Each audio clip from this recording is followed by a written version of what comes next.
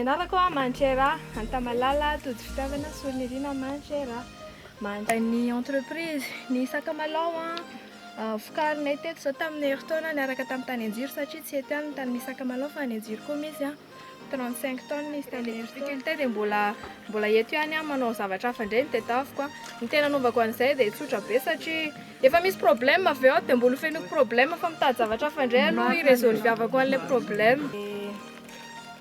Tena tsy fambolena sy fiompiana. Problème rehetrarehetra tantarainao teo mbola eo ihany ianao hatramin'izao ary mbola vonona aloha foana tena miarabanao ary ratsy sy mankahery anao.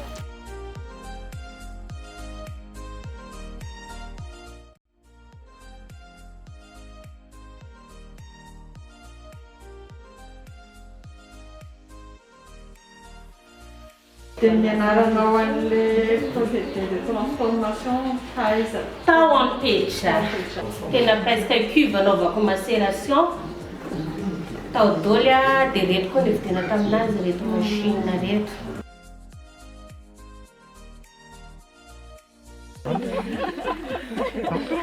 Izany hoe manana application manokana ho an'ny Monica zany.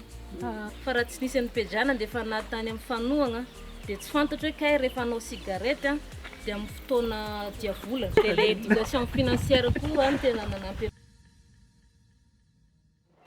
Resaky boulangerie foroan'ny trano be Mantsaka na ny hoe fankasitrahana ny pejana zahay satria ireo tanora izay hitanay izay notsidihinay izany dia tena mahafa-po tanteraka ny zava-bitany indrindra ny fampiaran'ireo famatsiana azo.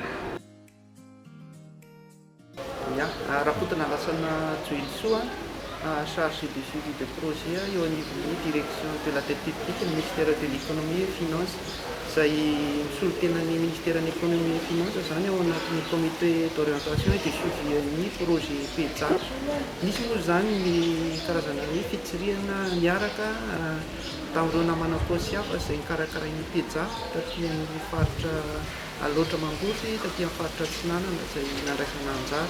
Moa zany dia anisan'ny andraikitray ny fijerena hoe efficacité sy efficience ny fampiasana ny vola izay ataontsika hoe vatsian'ireo mpamatsy vola avy any ivelany. Misy moa zany ny tanjona apetraka ampiasana an'ireny vola ireny ka zao fotoana ohatran'izao mihitsy ny iarahana amin'ny paosy ohatran'izao ny hijerena hoe tena mandeha tamin'ny tokony izy ve ny fampiasam-bola. Tena ilain'ireo tanora izay ataoko hoe manana finiavana le tetikasa famatsiam-bola avy amin'ny PEJA sy fanampianandrareo amin'ny mba ahafahany mivoatra amin'ny fiainana.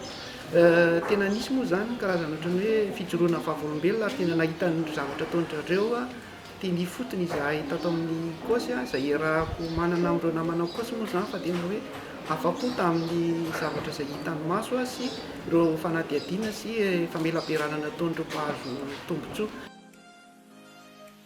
Na izany naty izany aloha zany amin'ny ankapobeny resy lahatra ny rehetrarehetra hoe ny zavatra ohatran'izao ataon'ny tetikasa zao dia tena mety tokotrany amin'ireo finiavana misy amin'ireo tanora izay raha lazaina hoe efa mihoatra ny enimpolo isan-jato ny malagasy dia izay ny tena hoe mahatsara ny tetikasa PEJA ohatran'izao.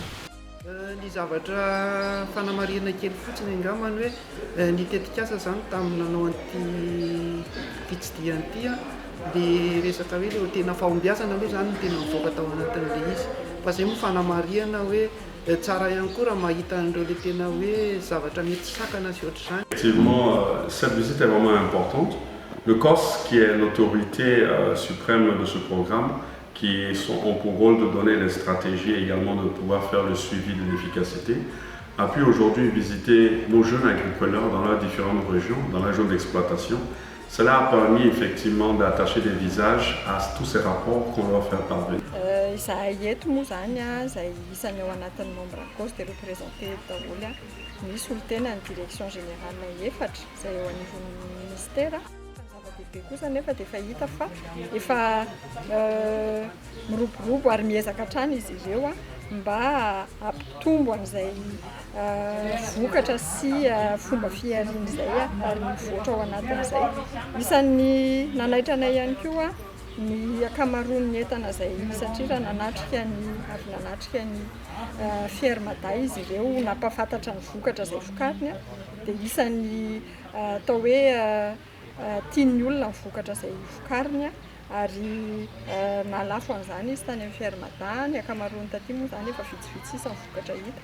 Tsapa ihany koa tao aorianan'ireo firesahana tamin'ireo tanora fa tsy maharaka ny tolotra tsy maharaka ny tolotra entin zareo manoloana ny tinady izany hoe isan'ny tadavin'ny olona zany ny vokatra izay avokarin'ireo tanorantsika ary izay indrindra ihany koa moa ny isan'ny atao hoe vy natosika ny ministera entina hanatratrahana ny velovan'ny fitondram-panjakana dia vy napetraka ny ministera izay hoe mifahatratrarina ny vavitanteran-tsakafo sy ny fanatsarana zany hoe modernisation ny secteur agricole izay.